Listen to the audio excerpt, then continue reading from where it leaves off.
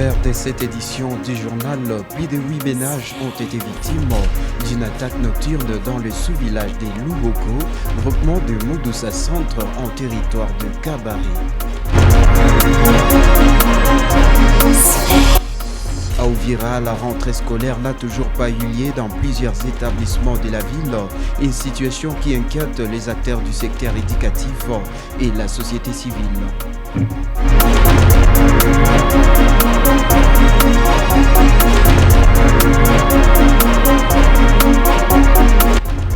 13 morts, dont 4 enfants, dans un éboulement causé par de fortes pluies qui ont frappé le village de Bourutsi dans le territoire de Walikale au Nord Kivu dans la nuit du lundi au mardi. Auditeurs, auditrices, c'est tout pour le titre. La mise en monde est des gens Karagumba et Patrice Barigane. Bagenda Banga, Daniel, c'est moi la présentation.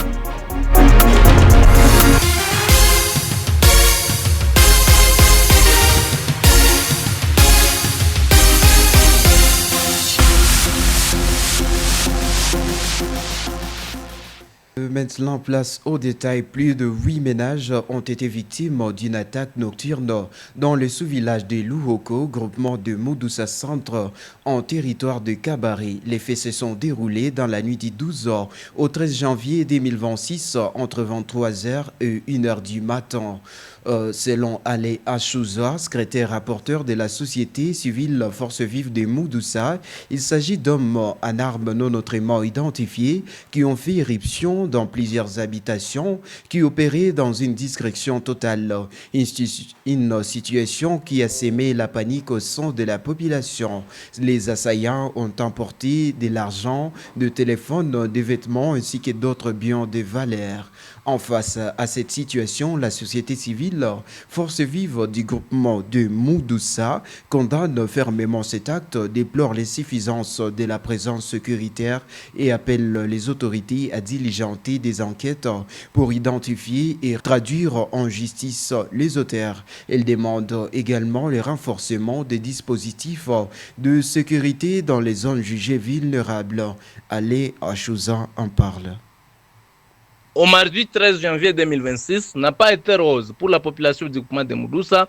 La société civile Force Vive du groupement de Moudoussa lance un appel solennel aux autorités compétentes vu le cas d'insécurité qui est devenu une monnaie courante dans le groupement de Moudoussa où les hommes armés non autrement identifiés ont visité plus de 8 ménages dans les sous-villages de Louhoko où ils ont apporté des biens de valeur, des téléphones portables, de l'argent, même les habits. Nous appelons les autorités compétentes de mettre tout en œuvre pour protéger cette population. Nous appelons aussi la population d'être vigilants et de dénoncer tous les cas suspects aux autorités compétentes. À Chabunda, il s'observe une carence de médicaments dans différentes pharmacies du territoire de Chabunda. Une information confirmée à votre radio par le docteur Guillaume Kiatougou, médecin chef des zones de Chabunda. Selon lui, les causes de cette carence et les coupes budgétaires de la Banque mondiale, ce qui explique la hausse de prix de médicaments dans ces coins de la province du Sud Kivu. Il lance ainsi un appel au gouvernement, aux ONG, ainsi qu'aux notables de ces coins afin de s'impliquer pour approvisionner ces territoires en produits pharmaceutiques. Docteur Guillaume Kiatougou est au micro de la radio GTSVN. Et au cours du mois de décembre, nous avons enregistré 9 décès, dont 5 femmes dites à des césariennes clandestines. C'est une information vraie. Et aussi pour le médicament, tu connais que la zone de santé de Chabunda a été prise en charge par la Banque mondiale via AAP Banque mondiale. Et il y avait les indicateurs achetables et il y avait une dotation de médicaments. Présentement, la Banque mondiale aurait coupé l'appui et nous sommes enclavés. On ne connaît plus encore là où s'approvisionner en médicaments. Alors, il y a hausse des médicaments. Pour une plaquette coûte 1000 francs congolais. Vous imaginez un demi-baster de sérum Ranger coûte 25 000 francs congolais. Voilà un peu ça. Nous recommandons à l'équipe gouvernementale et aux ONG internationales que nationales, et sans oublier les hommes forts de la province, de nous venir en aide. Et aussi pour que les autorités aussi puissent arrêter ce fléau-là en fermant toutes les structures privées. Il continue à lancer un appel aux autorités compétentes pour fermer toutes les structures sanitaires informelles qui excellent dans la boucherie humaine. 13 morts, dont 4 enfants, dans un éboulement causé par de fortes pluies qui ont frappé le village de Buruti, dans le territoire de Walikale, au nord Kivu, dans la nuit de ce lundi au mardi 13 janvier. À ces bilans s'ajoutent des dizaines de personnes portées disparues. Des sources rapportent que les recherches sont en cours pour le retrouver. La population locale est mobilisée pour porter secours aux victimes et les autorités appellent à la solidarité pour soutenir les sinistrés. Le chef de secteur de Wanyanga et le docteur Akilimani Bamwisho Descartes ont lancé des appels à la solidarité collective pour aider les victimes et soutenir les efforts de recherche et de prise en charge. Et rendons-nous à Uvira. La rentrée scolaire n'a toujours pas eu lieu dans plusieurs établissements de la ville d'Uvira, une situation qui inquiète les acteurs du secteur éducatif de la société civile. Dans une interview accordée à la radio GTS20, Biamungo Chamamba, président de la société civile congolaise d'Uvira, indique que l'absence des reprises de cours risque d'impacter gravement la scolarité des enfants, mais aussi le fonctionnement global des institutions du pays à long terme. Il appelle les parents, les responsables d'école, le leader communautaire et les autorités locales à tout mettre en œuvre pour favoriser les retours des élèves en classe. Selon lui, il est urgent de sensibiliser les familles et d'encourager les enseignants à reprendre le chemin de l'école pour assurer un avenir meilleur aux enfants. Une éducation solide, rappelle-t-il, est à la base d'institutions fortes et du respect des droits et devoirs des citoyens. On écoute Biamungo Chamamba. Oui, il faut comprendre que le fait de ne pas retourner, de ne pas faire la rentrée scolaire qui est effective va plus affecter la vie scolaire des enfants ou des élèves, mais aussi affecter le bon fonctionnement quand futur cadre du pays, mais aussi futur cadre de certaines institutions du pays.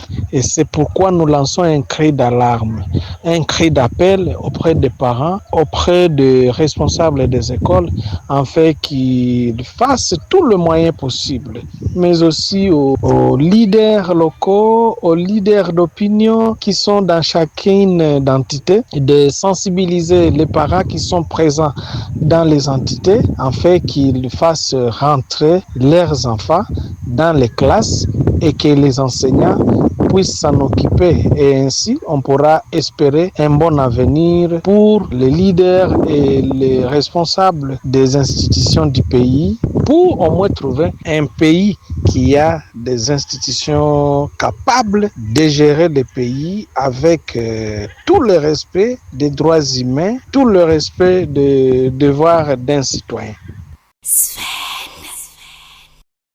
Poursuivons avec cette édition du journal et rentrons maintenant à Bukavu. La nouvelle dynamique de la société civile du site Kivu alerte les autorités compétentes sur l'insalubrité qui s'observe dans cette commune des Kadutu suite au mauvais comportement de certaines personnes qui jettent leurs déchets dans les caniveaux. Dans une interview accordée à votre radio, son porte-parole Alain Moutiki dénonce le comportement irresponsable de certains habitants qui jettent leurs déchets dans les caniveaux au bord de route au lieu de les déposer dans les points de collecte prévus. Il regrette que malgré les efforts d'assainissement déployés, ces pratiques contribuent à la dégradation de l'environnement et exposent la population à des graves conséquences, notamment les inondations, les maladies et les pertes en vie humaine.